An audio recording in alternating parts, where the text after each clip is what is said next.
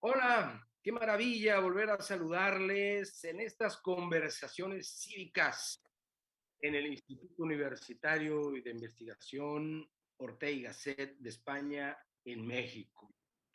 Hoy vamos a tener una sesión de lujo.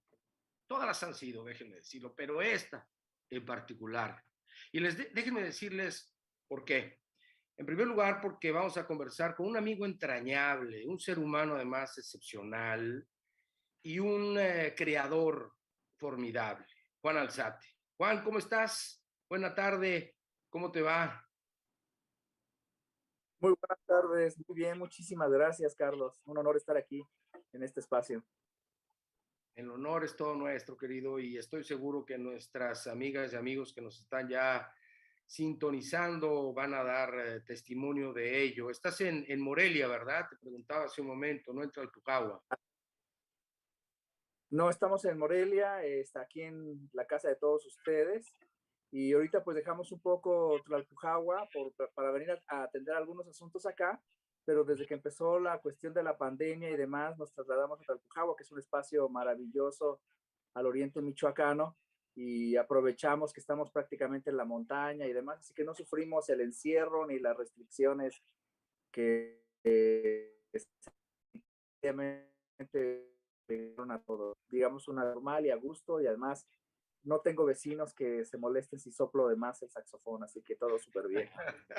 Oh, deben estar felices, querido. Tlalpujahua, un lugar de referencia obligada, sobre todo a fin de año, ¿no? Por la producción famosa de esferas de Navidad y un lugar casi mítico, diría yo, como lo acabas de describir. He visto las fotos que subes al Face de atardeceres, de amaneceres, de bruma y de espacios verdes increíbles. Y bueno, pues en efecto es un sitio maravilloso. Vayan a Tlalpujahua, Michoacán. Por cierto, debo decir también que es para Claro. mí un evento especial porque no estoy en la casa de todos ustedes también, en la Ciudad de México. Estoy pasando unos días maravillosos con mi hija Valentina, que está en estos momentos aquí al lado mío preparando la cena o su cena, y para mí es pues un éxtasis estar con ella y saludar a mi querido Juan Alzate. Vamos hoy a hablar ni más ni menos sobre que el jazz es cultura y que el arte es una manera de expresar y de formar identidad y comunidad. Querido Juan, ¿el jazz es cultura?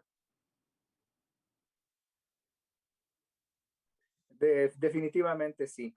En los términos generales podría decirte que se considera como cultura todo aquel signo que de alguna manera identifica una comunidad y que le da pues un signo de identidad, y por el cual se, se apropian de estos lenguajes o de estos productos o de esto que implica una unidad entre los individuos para generar algo que le llamamos cultura en algún sentido, ¿no?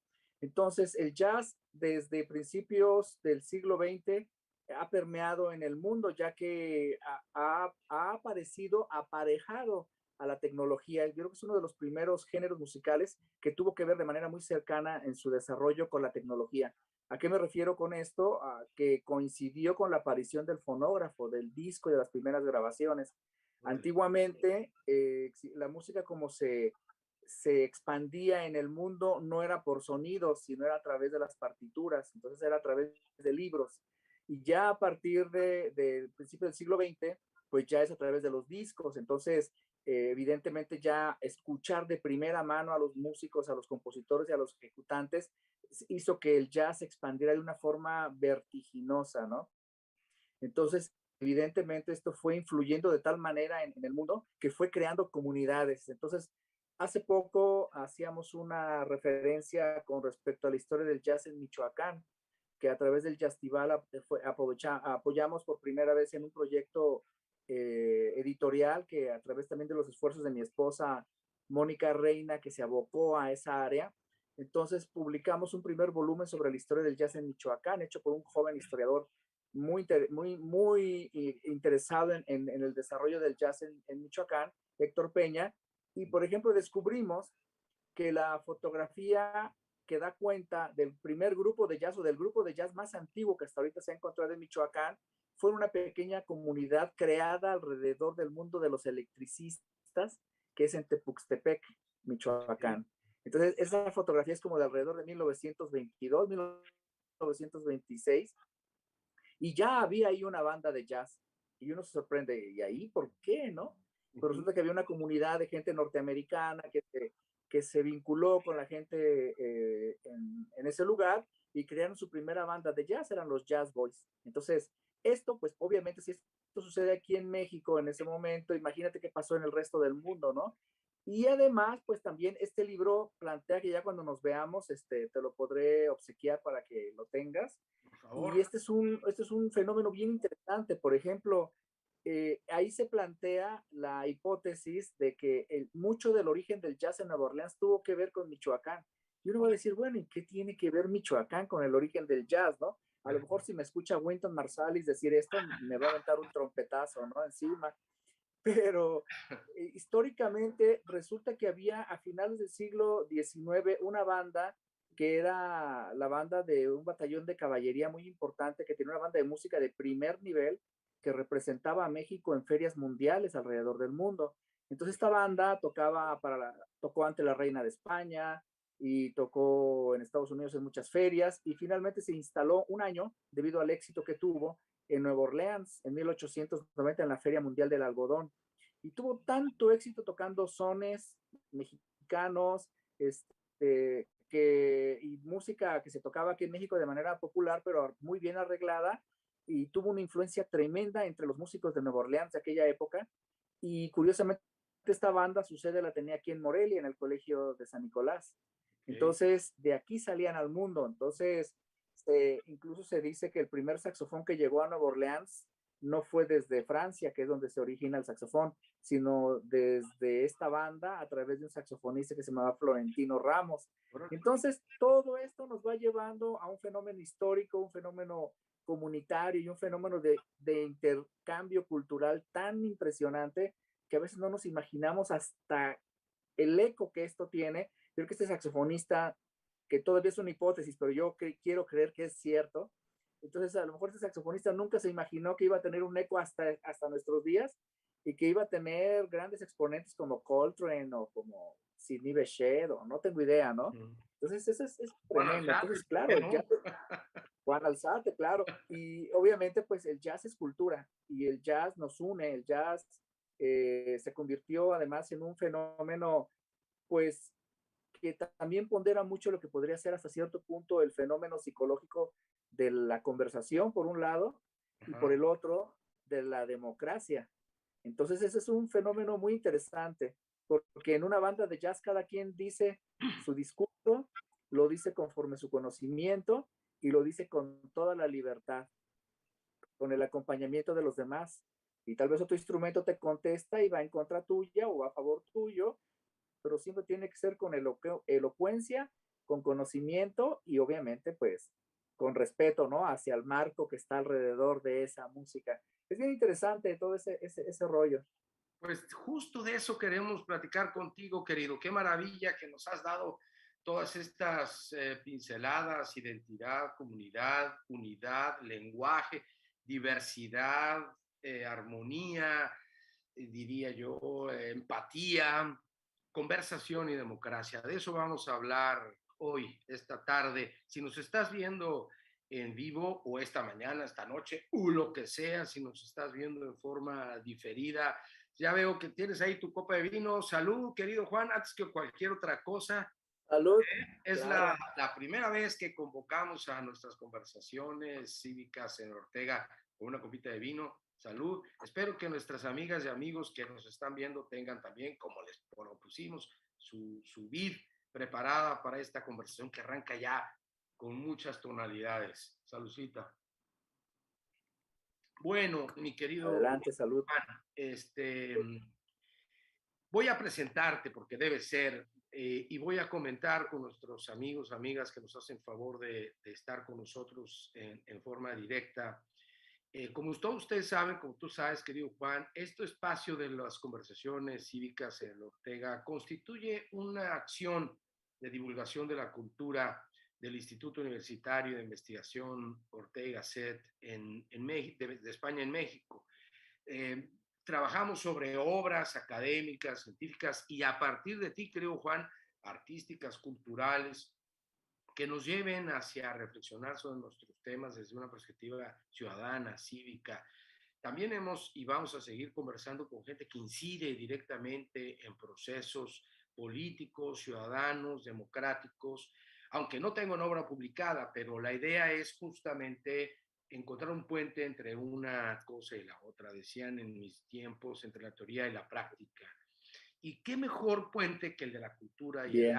el de la sensibilidad, porque al final de cuentas, las personas demócratas, déjame incluir, desde luego tú estás incluido, pues somos gente sensible, somos gente que percibe, que se apasiona y que se compromete con causas. Y eso es desde luego algo que está muy vinculado con la sensibilidad artística y la expresión cultural. Casi diría que es una sensibilidad artística y una expresión cultural. Vamos a ir a ello. Les recuerdo que tenemos en el Facebook y en el YouTube dos vocablos extraños a nuestro lenguaje originario, nuestro idioma, pero tenemos ahí un espacio para comentarios, preguntas, por favor, anímense, participen.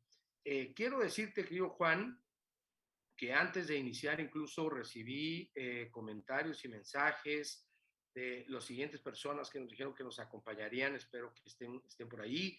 Brenda Nava, por cierto, saxofonista, que estaba muy interesada en esta conversación mexicana. Carlos Díaz en Panamá.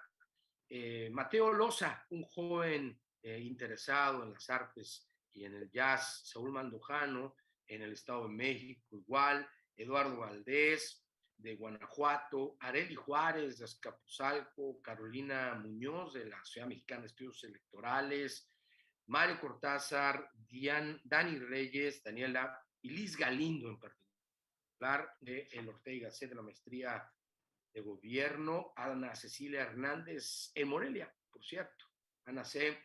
y Roberto Torres Hidalgo.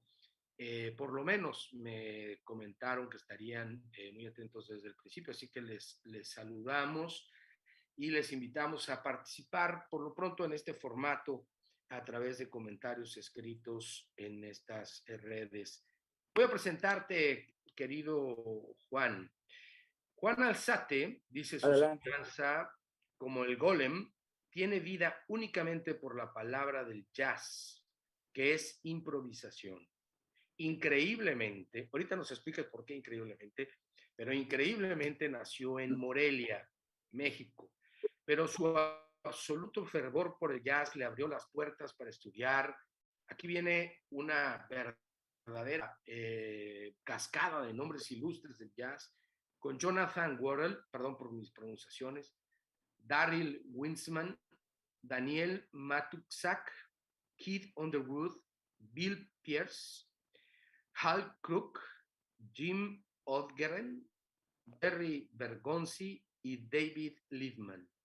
Ha tocado con diversas orquestas sinfónicas en México, Venezuela, Estados Unidos y en diversas agrupaciones de jazz, así como con Mark Levine, Ignacio Berroa, David Fink, Víctor Mendoza, Antonio Sánchez, Jim Odgren, John Benítez, Bruce Forman, Dave Liebman, Héctor Infanzón, Greg Opsi, Paquito de Ribeira, ni más ni menos, Bobby Watson, Donnie McCalslin, Muhal Richard Abrams, Helen Sung, Boris Kozlov, John Ellis, Rodney Green, Phil Grenadier, entre muchos otros. Y mira que ya son muchos. Allá en los años 80 fue director del Quinteto de Jazz de la Universidad Michoacana y creó su grupo Jazzteto. A su regreso del Caribe, luego nos cuentas qué estabas haciendo por allá, yo ando por aquí, por cierto, años más tarde formó su propio grupo con el que se ha presentado en festivales de jazz de amplio reconocimiento. Juan ha grabado en Venezuela, México, Canadá y Estados Unidos. Y, al final de cuentas, obrero del jazz, organizó 2 talleres de jazz y 18 ediciones del Jazz Festival en la ciudad donde nació, o sea, Morelia. Da clases en la Facultad de Bellas Artes de la Universidad Autónoma de Querétaro, en la licenciatura de Jazz y Música Popular, y es coordinador de vinculación y extensión universitaria de esa facultad, y en la Universidad de Guanajuato de saxofón, de que es un virtuosísimo ejecutante. Actualmente su discografía incluye El eco de la piel, Bajo el signo del jazz, Autorretratos, ese lo tengo yo, Hablar en jazz, Los jugadores de jazz, Minehuanca, Premonición, El jazz y la furia, Variaciones también, y en el conservatorio, Ayer. En cada uno de estos discos vive un sonido particular que explora propuestas muy diferentes entre sí, a propósito del pluralismo y la democracia de la que tú mismo hacías referencia. Se ha presentado con su propio proyecto musical e impartido cursos de saxofón e improvisación en Argentina, Canadá, Costa Rica, China, Estados Unidos, Honduras, Perú, Taiwán y Venezuela. Es patrocinado por las marcas Victory Instrument and Bipoli Reeds, Silverstein Ligatures y Theo Wine Mouth Bases, de las que con mucho gusto hacemos el respectivo comercial en esta conversación. A ver, ¿por qué es un milagro que naciste en Morelia o qué? Todos los nacimientos son un milagro, pero en este caso, ¿por qué milagro? Bueno, es como cuando yo comento ahora con mis alumnos cuando empezamos a trabajar sobre materiales de estudio y demás, ¿no? Entonces yo les digo, bueno, como yo nací en el siglo pasado y el época en que yo nací, había poquísima información en Morelia sobre el jazz.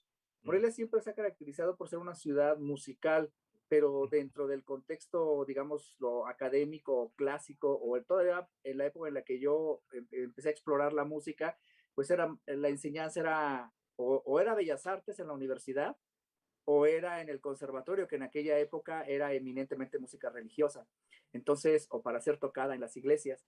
Entonces, pues evidentemente el jazz no tenía cabida y no había mucha información.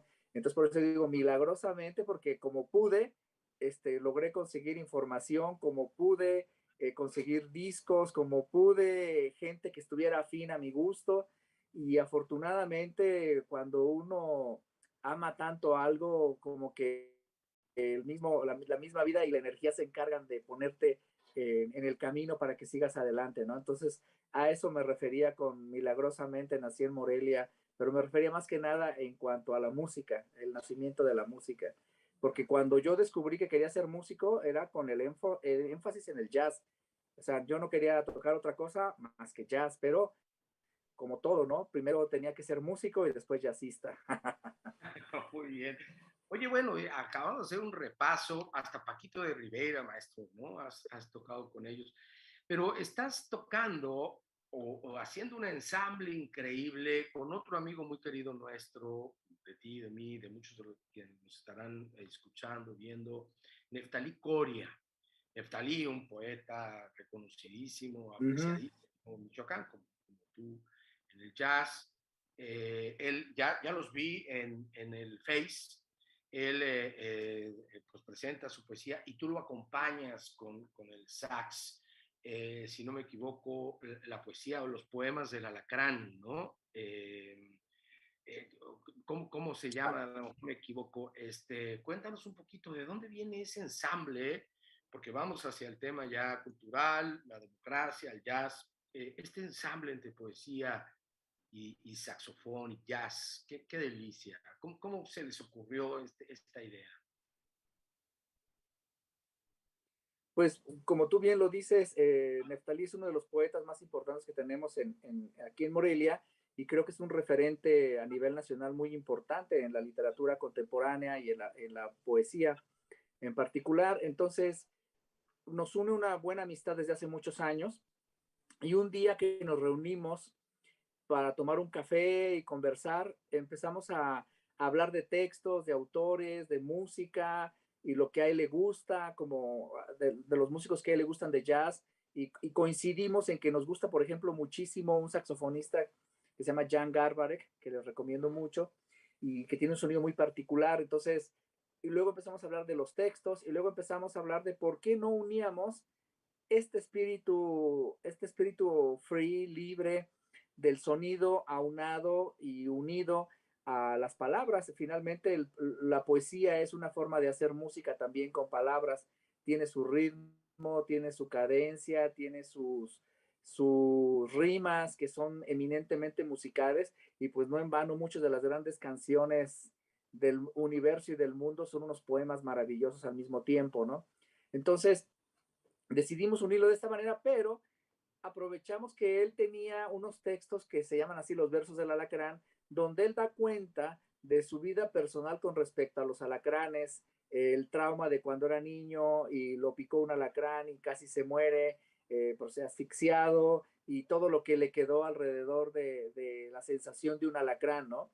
Entonces él muy poéticamente, lleno de mil y un metáforas, más todo lo que implica un alacrán como símbolo, como pues como animal, como todo lo que implica un alacrán y más la sensación entre el terror, la fascinación y pues y el generador de algo tan interesante como poesía, pues empezamos a ver los textos. A mí me gustaron muchísimo por la rítmica, por la intensidad de la mayoría de los textos, entonces se prestaba muchísimo a una interpretación de mi parte totalmente libre, de efectos, de sonidos, de reforzar las palabras, de darles énfasis y de intercambiar rítmicamente esto, ¿no? Entonces, obviamente, además, Neftalí es de los pocos poetas que conozco que saben leer muy bien su poema. Entonces, entonces esto a mí me dio mucha fuerza como para crear música. Entonces empezamos a hacer un intercambio rítmico. Hay momentos en los cuales yo me pongo intenso, él también, y nos seguimos el uno al otro como si estuviéramos haciendo ahora sí, por eso le pusimos diálogo poético saxofónico, porque empezamos a establecer posteriormente un diálogo que es súper interesante y como si fuéramos un grupo de jazz también. Aunque leemos los textos o los textos son los mismos y demás, pero cada presentación es muy distinta. Cada presentación suena totalmente distinta a la previa o a la anterior o a lo que hagamos. Entonces, esto a mí me encanta porque es un fenómeno también bien interesante del jazz, ¿no? De que nunca va a ser lo mismo. Entonces, eso es muy padre. Bueno, vamos encaminándonos hacia los temas que ya abriste tú al principio. Yo no toco casi ni la puerta. Escribo, leo y escribo como en la primaria, me dedico a leer y escribir, digamos. Pero estoy convencido que el arte de escribir tiene ritmo y tiene música también, ¿no? Tiene pausas, tiene su cadencia, digamos, una buena escritura. Tienes razón, no todos los poetas leen tan rico como se leen sus propios poemas, ¿no? Bueno, Jaime, para hablar de poetas latinoamericanos, Jaime Sabines los leía espléndidos, ¿no? Hay una grabación de él leyendo en el Palacio de Bellas Artes, que es una delicia, todos sus libros. Ahora, tú escuchas a Pablo Neruda y todavía hay grabaciones del poeta y leía horrible su poesía, lo digo, espero que nadie se ofenda, lo digo con mucho respeto, a mí no me gusta como leía Neruda su propia poesía. Y Naftalí Coria, desde luego, que sí lo hace bien. Y tú pones otra palabra clave en la cultura cívica, diálogo. Ahora no solo dialogando entre los instrumentos del jazz, sino entre los instrumentos de la música jazz y de la poesía, como es la palabra de nuestro querido Neftalí. Lo anoto para que lo recuperemos un poco más. Y hablando de palabra, tengo aquí como prueba la rayuela de Cortázar, famosa, y dice, se refiere, bueno, todos sabemos que Cortázar tenía fascinación por los gatos y por el jazz, entre otras cosas célebres, la maga en este texto, ¿no? Famoso y espléndido. Y dice en una parte, refiere Cortázar, al jazz, estoy leyendo, al jazz como un modesto ejercicio de liberación. Y déjame traer también a colación un modesto ejercicio de liberación. Acabas de ganar, querido Juan, por cierto, felicidades, el premio Heréndira de las Gracias. Artes en Michoacán, y ahí te presentan la expresión que tiene, dice, música y arte sonoro. ¿Eh? Entonces, el jazz como un modesto ejercicio de liberación y el jazz como un arte sonoro, y el jazz como un ejercicio democrático de la sensibilidad, de la música, de la cultura, de la construcción de cultura. Voy directo a preguntarte, entonces, querido Juan Alzate, ¿qué es el jazz? Pero antes déjame referir que Juan Carlos Ruiz Espíndola, a quien le mandamos muchos saludos, gran abogado electoral ilustre, dice saludos y felicidades por difundir cultura jazzística. Bebeto Torres, excelente tarde, ya lo referí, saludos desde la hermana República, mira tú, de Hidalgo. Alejandro Guzmán Zúñiga, saludos Carlos, interesante charla, pues saludos a ti, querido Juan. Entonces, el jazz, la democracia, el arte, el diálogo. ¿Qué es el jazz? Para empezar, mi querido Juan Beck, tú qué pregunta tan elemental, pero estoy seguro que ahí vamos a sacar muchas cosas. Bueno, pues tengo dos acepciones del jazz. Te voy a dar la primera, que sería como la oficial, pues es un fenómeno musical surgido a finales del siglo XIX en el sur de los Estados Unidos, por ser un encuentro de culturas, principalmente la de origen africano y con sus variantes, sobre todo caribeñas, la mexicana, que tuvo mucha influencia en los orígenes del jazz, y evidentemente la europea. La europea a través de la cultura anglosajona y todas sus derivaciones, ¿no? Esa sería así como en términos, digamos, oficiales, casi científicos. Como Y la profesor otra acepción, eres. exacto, bueno, y resulta que la otra, yo te puedo decir que para mí el jazz es mi vida, es el medio de expresión por el cual he encontrado la manera de decir lo que quiero decir como ser humano, como artista, y no he encontrado otra forma que me libere y me ponga al frente de lo que yo deseo hacer como artista y como músico. He tocado y he vivido y experimentado muchas formas y otros géneros musicales, desde lo muy popular hasta lo más excelso a nivel académico, pero siempre mi vida musical está enfocada a través del jazz, mi vida personal es el jazz y todo lo que yo hago va en función del jazz. Definitivamente todo lo escucho con oídos jazzísticos, todo lo veo con ojos de jazz y todo lo que hago, incluso, por ejemplo, una vez recuerdo que me pidieron en una orquesta, en la Orquesta de Cámara de la Universidad Michoacana, que si podía tocar de emergencia la semana siguiente un concierto para saxofón y orquesta de un compositor ruso llamado Alexander Glazunov, y este concierto es uno de los obligados para cualquier saxofonista académico, principalmente. Okay. Entonces yo lo había estudiado hacía años, pero de manera, pues nada más como una parte de la disciplina del instrumento, ¿no? De que tienes que conocer parte de la literatura convencional o si quieres de repertorio. Entonces cuando ya empiezo a abordar la pieza técnicamente y demás, pues era un poco complicado. Entonces la abordé como uno aborda una pieza de jazz, como músico de jazz, empezar a ver la estructura, el lenguaje, por qué este señor compuso estas notas aquí, no pudo haber mejor puesto estas otras. Y esa es una de las cosas que me gustan mucho del jazz, porque en el jazz cuestionas, todo el tiempo es cuestión. Entonces, en cambio, en la música académica sería como, no puedes cuestionar por qué Beethoven puso una sonata en sol mayor. Entonces, y uno tiene que leer estrictamente lo que está ahí. Y en cambio, uno como jazzista dice, ok, está en sol mayor, muy bien, pero ¿por qué tal si lo tocamos en la bemol? ¿Y qué tal si le cambiamos el ritmo? ¿Y qué te parece si en esta parte mejor le cambiamos la armonía? Bueno, en el mundo tradicional posiblemente sea hasta una transgresión, pero en el mundo del jazz es algo del uso común, que es el cuestionar, el cuestionar, el cuestionar, pero no a lo tonto, Exacto, sí. sino cuestionar con conocimiento. Y que si vas a cuestionar, pues trata de que tu respuesta o tu propuesta sea todavía mejor que la original. Bueno, yo estoy aquí ya a lo mejor metiéndome en camisa de 11 varas a cuestionar a alguien como Beethoven, pero eso podemos decirlo en términos generales, ¿no? Entonces siempre tú puedes, por ejemplo, en mis programas de radio, a veces me gusta poner varias versiones de una sola pieza y es sorprendente las diferencias que existen por la versión de cada músico, ¿no?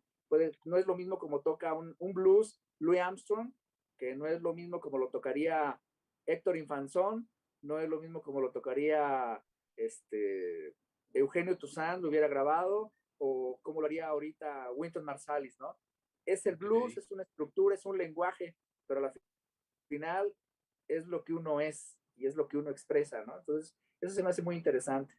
Oye, Juan, entonces tenía razón Cortázar, Julio Cortázar, cuando decía que el jazz es como un modesto ejercicio de liberación, no tan modesto por lo que tú nos dices, pero es un ejercicio de liberación, el jazz. Pero ¿cómo te liberas? Digo, entiendo que el saxofonista se libere, pero cuando estás con una banda, ¿cómo le haces para que no se vuelva eso un chisporroteo ahí de sonidos extraños? Porque voy hacia el tema que tú anotaste, que el jazz es democrático en este sentido de cada quien por su lado, con su sentido, con su pluralidad, con su identidad, pero todos en cierto orden y concierto, dirían los clásicos, ¿no? El jazz como ejercicio de liberación y el jazz, vámonos adentrando al tema cívico, como, hombre, es un poco quizá excéntrico, pero como ejercicio democrático de la música, podríamos quizá decirlo. Espero no estar llevando demasiado a fuerza el argumento. Eh, Liberación e integración de diversidades, digamos. Y esta parte tú de confrontación, bueno, está bien esto, pero ¿por qué no lo hacemos así? ¿Ya? Porque además lo hacen en el momento, ¿no? Así es. Uh-huh. La Pues mira, improvisación. es muy interesante. Aquí es como te decía hace un momento, es un poco como el principio básico de una conversación entre varios individuos, ¿no? En este caso hablemos de un cuarteto de jazz, ¿no? Por decir, en el cual cada uno tiene un rol muy particular. El baterista mantiene como la máquina del sonido, la rítmica y lo que va propulsando una pieza. El baterista es el punto central de un grupo. Aunque seas el extraordinario saxofonista o pianista, tienes un mal baterista, de nada Así, sirve que seas maravilloso, ¿no? la Sí, sí, el baterista perfección. es la clave. Ok, Y luego se va uniendo el bajo, que el bajo junto con la batería son los que van manteniendo esa máquina sólida y firme. Luego viene el siguiente, que sería en este caso la armonía, el piano o la guitarra, que son la que le dan como el marco referencial, en este caso digamos la idea, es lo que está alrededor de todo aquello. Y el punto central está el instrumento melódico, que es el que lleva la voz cantante, o lo que sería una cantante o un trompetista, un saxofonista. Y entonces juntos establecen un diálogo, pero todos unidos porque cada quien va en su lugar. Entonces, aquí arriba lo que nos importa es el tema. ¿Qué es el tema? Cualquier cosa. Puede ser un blues, puede ser un bossa nova, puede ser incluso una cumbia, puede ser lo que uno quiera. Y entonces se establece el tema y una vez que se estableció el tema, el que lleva la melodía principal puede hacer el tema estrictamente como se escribió o lo que hacemos hace un rato, empieza a cuestionar. En vez de tocar una nota tal, la cambia, en vez de tocar este ritmo, lo cambia, pero sin perder el contexto. Entonces nosotros ya tenemos el marco que puede ser una estructura de 12 compases que se va a repetir una y otra vez, pero en la versión de cada uno de los músicos. Entonces uno ya establece el tema puede ser, por decir algo, el tema se llama democracia, y el ok. saxofonista empieza después de que ya estableció el tema democracia, establece por qué él cree que la democracia puede ser buena, puede no serlo, por qué cree que la democracia ta. Y supongamos que el pianista, una vez que ya el saxofonista lo dijo, el pianista va a dar su propia versión de los hechos y va a contar también por qué. Entonces el bajista también y el baterista va a estar ahí pendiente de cómo se desarrollan los diálogos. Entonces, evidentemente, tú como en una conversación, tú vas a inmediatamente a reconocer si esa persona sabe de lo que está hablando por el contenido, por las referencias que hace y sobre todo por el lenguaje, cómo utiliza el vocabulario y la manera en la cual nos expresa su idea. Y entonces tú podrás decir, no, él sabe de lo que hace, o es un lego en el tema, ¿no? O tal, u otro que nada más está inventando tonterías, y como yo digo vulgarmente a mis alumnos, está tirando flechas para todos lados, pero no hay nada. Entonces, esto es parte de esta idea en la cual aquí sí no estás, aunque tengas un rol muy importante como ensamble, pero tú tienes un momento para expresarte y tienes toda la libertad de expresarte. Nada más tienes que hacerlo dentro del marco referencial y tú aquí me tienes que demostrar que el tema lo conoces, que tienes que demostrarme que el lenguaje lo conoces, pero tú también le tienes que poner creatividad a esa parte. Entonces, eso es maravilloso porque eso sucede en la vida de manera cotidiana también, ¿no? Así es, acabas además de referir las conversaciones y esta es una conversación. Espero no tirar yo flechas por todos lados como algunos alumnos, quizá. Es que son muchos temas y me encanta. Déjame plantear dos y quiero leer algo que creo que nos plantea Diana aquí. Dices tú sobre los distintos tipos de música o géneros y que los puedes interpretar jazz. Corrígeme, pero creo haber escuchado algunas interpretaciones tuyas de pirecuas michoacanas, no sé si es la Josefinita o una de ellas en uno de tus discos y me encanta, me encantó y me encanta. Número uno. Dos, la batería como base del jazz, ¿no? Como estructura sobre la que los demás pueden medio papalotear, quizá no van a tirar flechas para todos lados, porque nos acabas de decir, pero generan este diálogo, esta conversación dentro del jazz. Y me acuerdo, igual me corregirás, porque no le voy a vender chiles a Clemente Jacks, aquí va otro comercial, pero entiendo que el famoso Take Five de Dave Brubeck, el cuarteto de Dave Brubeck, era una pieza concebida originalmente para mostrar la batería. Hay un solo de batería en el Take Five y termina siendo una pieza por la que nos acordamos de los vientos, no de la batería, ¿no? Que además hace un solo en efecto muy correcto, pero finalmente se sobrepone, creo que es un saxofón lo que finalmente ahí se impone.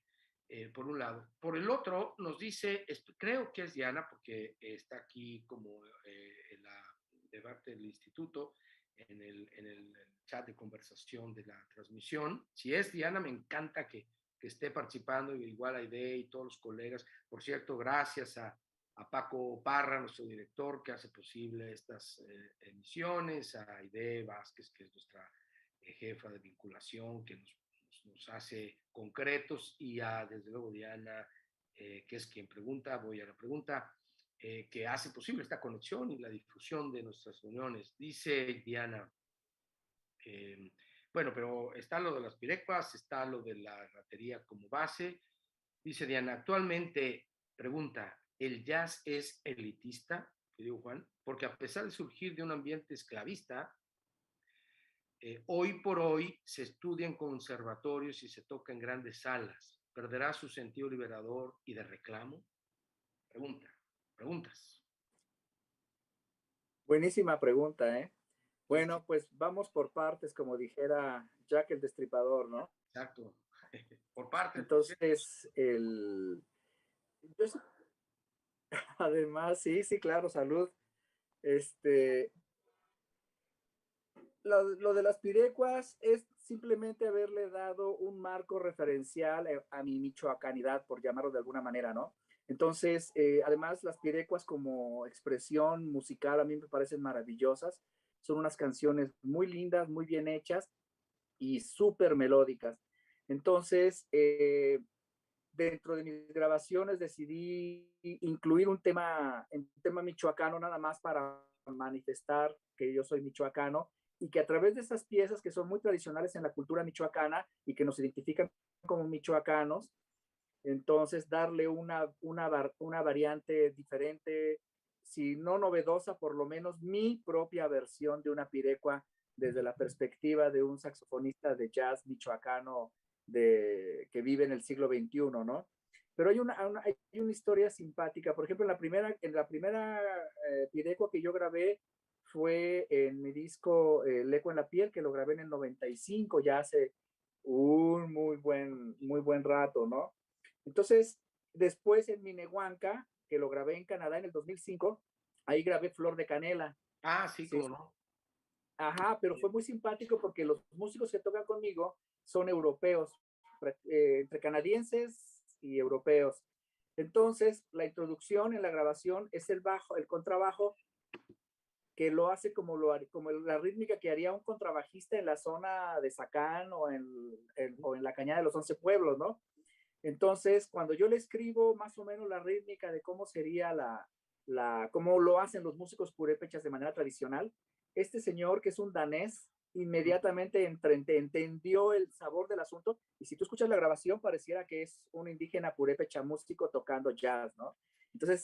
Entonces, obviamente darle el marco referencial armónico y tal, pero respetamos la melodía tal cual. De hecho, el trompetista, que es el que lleva principalmente la melodía, la respetó como si estuviera leyendo una sonata de Beethoven, volvemos a lo mismo, y además con la inflexión jazzística, el sonido. Entonces, a mí me gustó mucho el resultado final, porque pues finalmente es una pieza michoacana jazzística o jazzeada, si lo queremos ver de esta manera, y pues me gusta mucho que haya esas referencias diferentes y que no encasillemos lo tradicional como una pieza de museo, sino que sea una obra viva que nos permita desarrollarnos, crear sobre de ella, darle al sentido, en este caso michoacano, con la música, un elemento de desarrollo, por decirlo así, sonoro, que nos permita crear sobre de ello y no estamos atentando contra la pieza en sí misma, ¿sí me explico? Entonces, por eso me gusta mucho, incluso tengo un proyecto que se llama El Saxofón Solitario, que lo presenté en un festival de instrumentos de aliento en Nueva York el año pasado, y toco saxofón solo, toco música académica, piezas mías, y entre ellas volví a hacer una versión a saxofón solo de Flor de Canela. Entonces, eso lo pueden ver en mi canal de YouTube. Y entonces porque me gusta experimentar sobre de eso. Además, hay muchas cosas que se pueden crear alrededor de ello, ¿no? Y por otro lado, yendo hacia lo del elitismo, yo pienso que sí hay cierto tipo de elitismo, pero por otro lado no tanto. El jazz históricamente fue una música muy popular desde los años 20 con el foxtrot o con el charleston, que fue un estilo muy particular y muy popular, pues ya Scott Fitzgerald lo manifestaba mucho en su literatura, Hemingway, el mismo Cortázar es un referente importantísimo de cómo socialmente el jazz formaba parte del imaginario y de la vida tradicional de una banda, y digo, de una sociedad, perdón, y aquí en México, pues ni se diga, con bandas como la de Luis Alcaraz, Pablo Beltrán Ruiz, el mismo Pérez Prado con su orquesta, que es una reminiscencia de las grandes bandas de jazz. Entonces siempre he estado muy de cerca. Donde sí perdió un poco de popularidad fue cuando el jazz dejó de bailarse, cuando ya dejó de ser música de baile.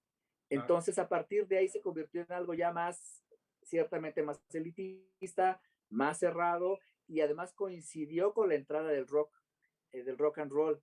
En cuanto el jazz empieza a apagar, surge el rock and roll. Y el rock and roll viene utilizando estructuras del cual el jazz abreva, que es el blues. Entonces, las primeras formas de rock and roll en realidad eran blues. E irónicamente, aquí en México, los primeros rockeros, o rock and rolleros, mejor dicho, fueron músicos de jazz. Entonces, poco a poco esto fue derivando a otras cosas. Y pues sí, el hecho de que se esté tocando se esté enseñando en conservatorios y ya haya adquirido como ese tufo académico y que nada más se toca en las salas de concierto, pues puede ser que sí le dé cierto nivel de elitismo, pero creo yo que no es un elitismo social, sería más bien como un elitismo, entre comillas, intelectual. Pero una de las cosas que yo he vivido de manera personal es el fenómeno social a través del Jazztival. Entonces, una de las cosas que han permitido que el Jazztival tenga ya 18 años y que apostamos a que dure muchos años más, pero la razón por la cual, mira, si tú te das cuenta, el Jazztival nunca le hemos puesto edición 1, edición 2, edición 14, tal, nada, sino porque yo en un principio, uno, no creí que fuera a durar tanto, y dos, pues preferí mejor poner Jazztival 2020, 2021, esa es la referencia temporal. Pero ¿qué pasó ahí? ¿Qué es lo que realmente ha hecho que el Jazztival continúe y esté tan arraigado, afortunadamente, en el imaginario de la sociedad moreliana y michoacana? Y debo reconocer que son los jóvenes. Más del 60% del público asistente al Jazztival es de jóvenes. Entonces, a mí eso me impactó mucho y hasta la fecha sigue impactando mucho, incluso a los artistas que hemos invitado. ¿Por qué? Porque yo me doy cuenta que la sociedad juvenil en general y particularmente la moreliana está en búsqueda de sonidos diferentes, está en búsqueda de algo que no sea nada más lo que nos machacan a través de la más media y que además están queriendo ver un laboratorio de creación en situ, porque lo que ven ahí en vivo no se va a volver a repetir nunca más. Entonces tienes la oportunidad de ver un desarrollo de creatividad al máximo nivel en vivo y que además lo puedes disfrutar porque a la final no es un hecho aislado lo que sucede en el escenario. O sea, no es nada más la banda tocando y no me importa el público. Al contrario, mucho del fenómeno es una retroalimentación y la gente en su sensibilidad lo entiende, lo vive, lo transmite y lo retransmite al artista. Entonces se han generado unos conciertos increíblemente maravillosos que no te imaginas la respuesta del público. Uno de los conciertos para mí más memorables en ese sentido fue una vez que invitamos a una banda africana que se llamaba Cora Trio. Fue Sí. tan maravilloso la música, la manera en que los artistas se entregaron, nada más eran tres, y la forma en que lo hacían de una forma tan increíble que la gente se desbordó con ellos y créeme que todavía hasta la fecha es uno de los conciertos que la gente recuerda muchísimo y que además del cual surgieron grabaciones piratas por todos lados, lo cual a mí me encanta, ¿no? Pues sí. Pero lo que te quiero decir, pues, es de que el jazz finalmente puede ser a lo mejor por ciertas personas concebido como elitista, pero me doy cuenta que no lo es, pues, al contrario. Como decía un amigo mío, un gran pianista, me decía, es que la gente tiene que darse cuenta que el jazz sí le gusta. Los conozcan el jazz y se van a dar cuenta que sí les gusta.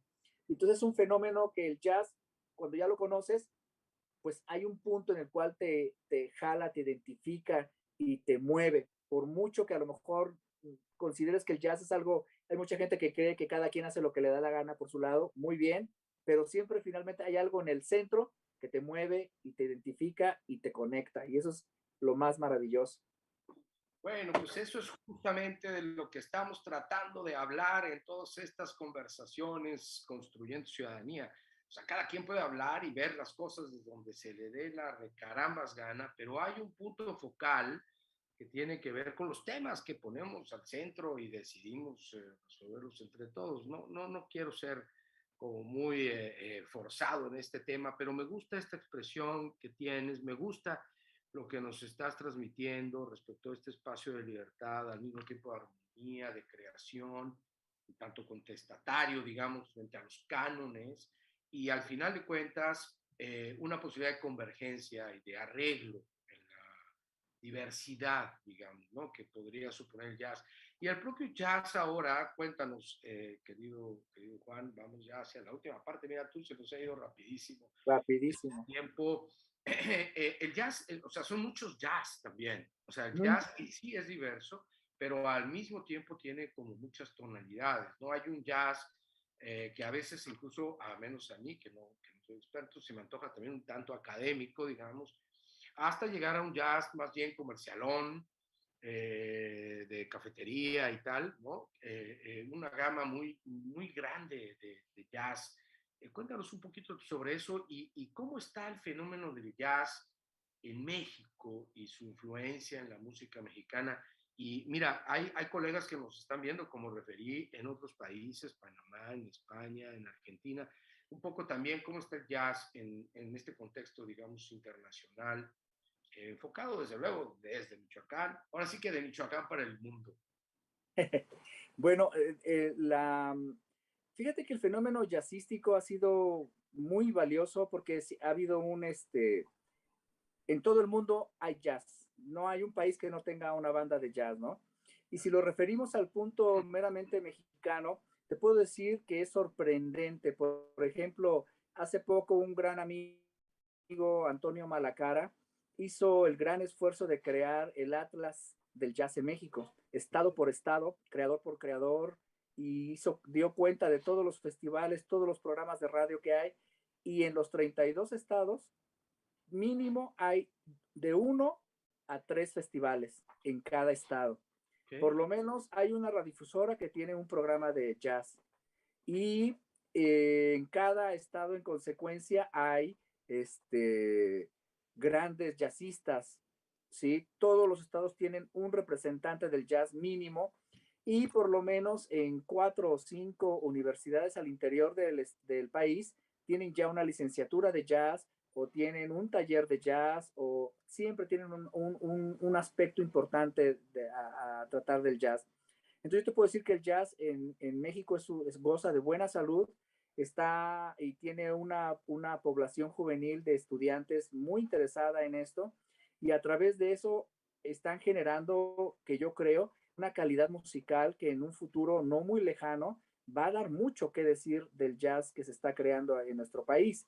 A nivel mundial, digamos, cuando hablas del jazz latino, que así nos refieren a los de la frontera del Río Bravo hasta la Patagonia. Entonces, nada más está la gran vertiente brasileña y la cubana y sus derivados. Pero en medio, entre México, El Salvador, Perú, Colombia, Argentina y demás, hay mucho jazz, muchos exponentes, una gran cultura y cada país tiene su expresión propia. Entonces aquí en México pues la tercis que apenas está empezando, digámoslo así, a aflorar, que nuestro país, México, la tercera raíz es la lente africana, poco a poco va emergiendo, pero ya la tenemos desde hace mucho expresada culturalmente a través del son huasteco, el son jarocho, los sones abajeños acá en Michoacán, el son planeco, muchas cosas que tienen una raigambre africana muy profunda y que eso es lo que nos va vinculando con las creaciones del mundo, ¿no? A más del lenguaje que originalmente uno identifica que lo que está sonando es jazz, como todo, ¿no? Entonces, esto ha sido bien interesante porque sí genera de alguna u otra manera una unión y un lenguaje que podríamos hablar de lo latino, podríamos por decirlo en el término anglosajón, o de hablar del jazz europeo o del jazz asiático y demás, pero al final la palabra jazz y su lenguaje es lo que nos une y cada quien le ponemos el condimento de donde venimos, ¿no? Y vivimos nuestras propias experiencias. Y también, pues, volviendo a lo de Toma 5, fíjate que esa pieza en México es tomada como una pieza referencial del jazz. Todo aquel que conoce jazz es Toma 5 el punto de referencia y curiosamente en otros países no lo es tanto. Entonces, a mí me sorprende mucho esto. Yo lo atribuiría, y eso es ya un atrevimiento muy personal, a que el ritmo de 5/4 tiene mucho que ver con nuestro folclore. Hay una referencia folclórica de nosotros ahí, muy escondido, pero que viene amarrado de esa raíz africana de la que te hablo. Y por ejemplo, la batería ahí es maravillosa y todavía nos une más el sonido de la batería. Siempre que hay un solo de batería, la gente se vuelca al sonido de la batería. Y este solo, además, tiene su complicación porque es en un ritmo irregular. El 5/4 es un ritmo que no es fácil de tocar ni de seguir. Entonces, por eso esa pieza general es muy, y como es un ostinato todo el tiempo el que genera el piano junto con la batería, entonces eso nos va hipnotizando, nos va envolviendo, a más de la melodía tan maravillosa que hace Paul Desmond, que es el saxofonista, que realmente es el autor de la pieza. Y este Paul Desmond, gracias a él yo toco el saxofón. Si no es por Paul Desmond, no sé qué sería de mí. ¿Por qué? ¿Por qué? ¿Por qué gracias a él? Fíjate que esa es una anécdota. Cuando yo era niño y descubrí el jazz, lo descubrí a través de Benny Goodman, clarinetista. Okay. Entonces yo crecí y ahí fue a los 8 años, dije, quiero ser jazzista y quiero tocar el clarinete. Sin embargo, a los 14 años, mi mamá me dice, oye, pero ¿por qué en vez del clarinete mejor no estudias el saxofón? Y a mí se me hacía muy raro el saxofón, se me hacía un tubo extraño con llaves raras. Pero entonces como que ella vio mi escepticismo y no sé de dónde, que es algo que desgraciadamente nunca le pude preguntar, me regaló un disco donde viene Toma 5, que es en el álbum que se llama Time Out, que es un Exacto. álbum clásico de clásicos. Sí. Y cuando escuché a Paul Desmond dije, claro, saxofón. Y entonces ya, ahí fue el saxofón. Entonces es uno de las maravillas de esto, ¿no? Sí, pues mira, estamos ya hacia la parte final. Yo soy un convencido y en el Ortega lo estamos, de que al final de cuentas la ciudadanía que puede llegarse a ella por distintas vías y discutirse por distintos métodos, digamos, pues siempre expresa una cultura política democrática. Podrá ser todo lo democrática que quieras, todo lo política que quieras, pero es ante todo cultura. Así Y a es. mí me parece que lo que se requiere para contar con personas que se comprometan consigo mismos, con su comunidad, en clave democrática, pues es sobre todo una sensibilidad. con el debido respeto para mis amigos y amigas, abogados, abogadas que hemos tenido muchos en estas conversaciones, a mí me parece, por ejemplo, querido, que el guapango puede mover mucho más que a la sensación, al sentimiento, ¿no? Y tú nos estás diciendo ahorita cómo nos comunicamos de una manera que bueno, yo no sabía y no entendemos con clave, con toma 5 por sus estructuras musicales. A mí me parece que el guapango puede ser mucho más promotor de una convicción, digamos, de compromiso con la comunidad en México, que muchos tratados sobre política y sobre democracia, ¿no? Estoy convencido, por ejemplo, y ahí sí tocas una fibra hipersensible para mí, que el Quijote, por ejemplo, forma mucho más ciudadanía y democracia que cualquier tratado, código, ley o constitución, ¿no? Entonces estamos en el tenor de hacer a gente sensible, que se comunica, que se respeta, y creo que el jazz ayuda bastante a eso, ¿no crees? Definitivamente, además, el jazz históricamente ha acompañado los movimientos sociales del siglo XX. En Okay. la guerra bueno, no guerra, sino en el movimiento de los derechos civiles en los Estados Unidos, fue cuando surgió el fenómeno del free jazz, que es un fenómeno de protesta, de unión, de convergencia racial, de identidad, de quiénes son los que protestaban y por qué lo hacen, entonces rompiendo con todos los esquemas, donde entonces ya la idea musical pasa a segundo plano, sino la idea de un discurso de Martin Luther King, de un discurso de Malcolm X, por decir, y esa garra de las Black Panthers y demás se convirtió en un grito de protesta fundamental. Entonces, el jazz, y no nada más en Estados Unidos, ¿no? En ese caso, también durante el movimiento de la apartheid en Sudáfrica, el movimiento jazzístico de Sudáfrica fue importantísimo como parte del discurso de protesta y de desarrollo social a través de la africanidad, ¿no? Entonces son muchas cosas las que están ahí y el jazz siempre ha sido un vehículo de expresión muy amplio en todo sentido, ¿no? Entonces creo que eso es fundamental. Un buen amigo mío, Héctor Infanzón, creó un disco maravilloso que se llama Citadino, que aunque no tiene que ver con las cuestiones de protesta social, pero sí incluye los sonidos de la sociedad de la Ciudad de México, de los vendedores ambulantes, de todo lo que converge auditivamente a través de un fenómeno tan maravilloso que es la Ciudad de México a nivel urbano, y lo convierte en música y hace experimentos sonoros con ello a través del jazz. Entonces, es una puerta abierta a la creatividad en toda la expresión de la palabra, y no nada más artística, sino también de expresión social, de expresión cultural y de expresión política, ¿no? Entonces, muy importante. Oh, bueno, mi querido Juan, qué maravilla. Vamos a tener que tener otros 80 programas contigo para seguir. A ver, aquí nos quedamos picados y entusiasmados, muy nutridos con esta conversación, con tu claridad, con bueno, tu carácter siempre gentil. ¿A dónde vamos por jazz? ¿En qué manantiales hay que bregar? Eh, ¿Qué nos sugieres esta tarde, noche o en la mañana que nos estén viendo, como fuera, donde quiera que sea que nos estén viendo, para continuar con nuestro vinito? ¿Qué hay? ¿Dónde hay que ir por buen jazz en el mundo, si quieres, o en México, o en Michoacán, o en Tlalpujagua, o en Cancún? ¿Dónde hay que explorar? ¿Dónde podemos seguir degustando esta magnífica introducción del chamán alzate al jazz democrático y cívico? Gracias. Pues mira, cada lugar, como te decía, ya sea Cancún, ya sea Querétaro, ya sea Tlaxcala, tienen un lugar donde se toca jazz. Vas a encontrar un músico de jazz en cada rincón. La cuestión es identificarla. Y ahorita hay muchos medios. Procuren buscar esto del Atlas del Jazz en México, en Okay. la red. Y hay una aplicación que Recuérdanos se el llama autor, porfa. Recuérdanos el autor. Antonio Malacara. Malacara. Y él acaba de publicar un par de libros maravillosos que son como la enciclopedia fonográfica del jazz en México. Y Órale. yo en lo personal estoy sorprendidísimo de la gran cantidad de discos de jazz que se han grabado en nuestro país y de muchos artistas de altísimo nivel y de altísima calidad que yo muchos desconocía.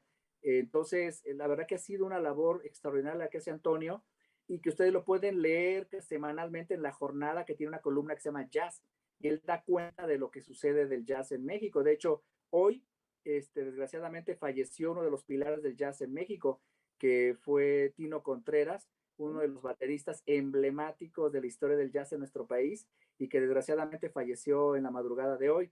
Entonces, esto es como reconsiderar mucho del fenómeno en el cual estamos inmersos y al que a lo mejor, como muchos fenómenos artísticos, la sociedad en general, por la vorágine en la que vivimos y lo demás, pues estamos como a veces no muy pendientes de los fenómenos artísticos, pero como toda sociedad y como toda cultura, siempre nos quedamos la huella más importante que deja a través del tiempo es el fenómeno cultural.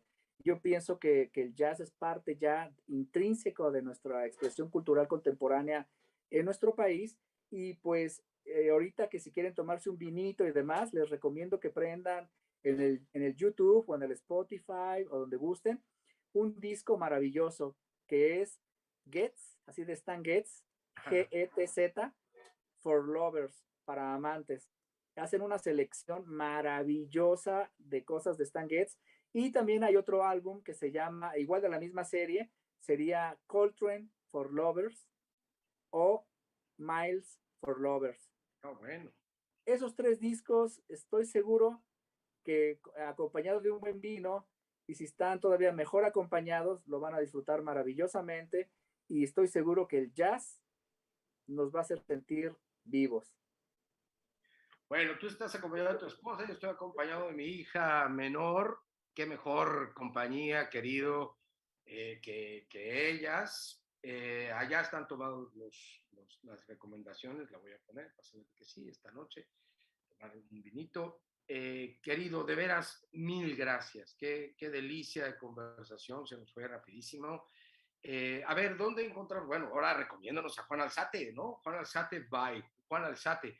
¿Dónde te encontramos? Hablaste de un canal de YouTube, pero yo sé que tienes cuentas por todos lados.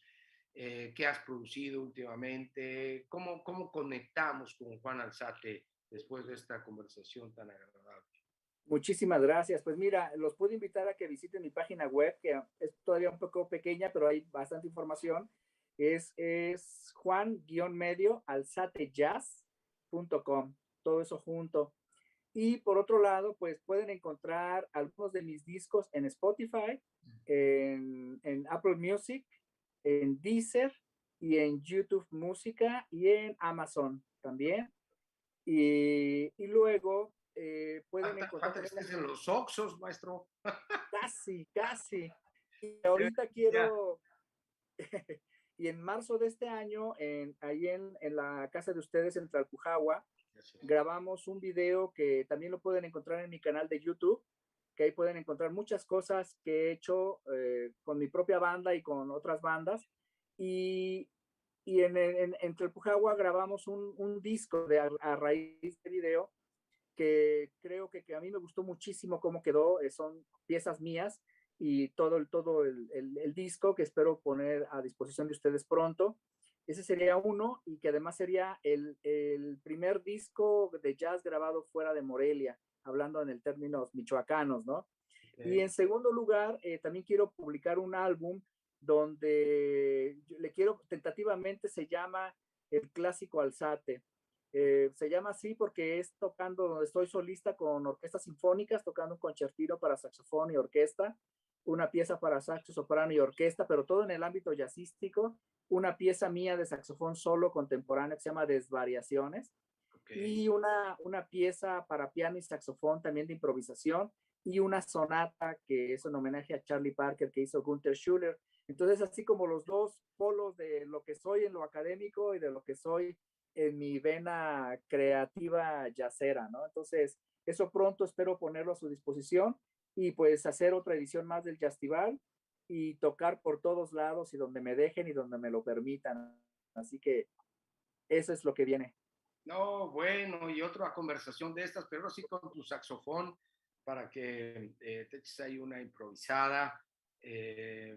Ahora ya no hubo tiempo, ni había recursos técnicos para hacerlo, pero estoy seguro que nuestras amigas y amigos que nos hacen favor de acompañarnos lo disfrutarán tanto como lo he hecho yo tantas veces, querido, en Morelia, aquellas tardes, noches, íbamos a ver a un restaurante que había ahí en el centro y tocabas y Ah, sí, íbamos encantadísimos a degustar, la verdad, más que el menú, el jazz. qué Juan, bueno. qué maravilla, algo más que nos quieras compartir antes de dar por concluida esta conversa cívica. Pues que se acerquen al jazz, que lo disfruten, que lo vivan y que lo hagan suyo. Eso sería todo. Muy bien, querido Juan. Pues mira, afortunadamente esto queda en la nube, como se dice, porque yo voy a volver a verte y dije, tomé nota, pero no pude tomar nota de tantos autores, de tantos discos, de tantas referencias y sobre todo de toda tu actividad y creatividad académica, musical, esta parte, como dices tú, tan académica y por el otro lado tan tuya. Eres un ser excepcional, querido, te quiero mucho, te admiro, muchas gracias por haber estado con nosotros esta tarde, si es que nos están viendo en directo. Cuídate mucho, por favorcito, cuidémonos todos, todas, más y mejor. Ahora, déjame terminar, porque empecé con Cortázar y me encanta, desde luego, Cortázar.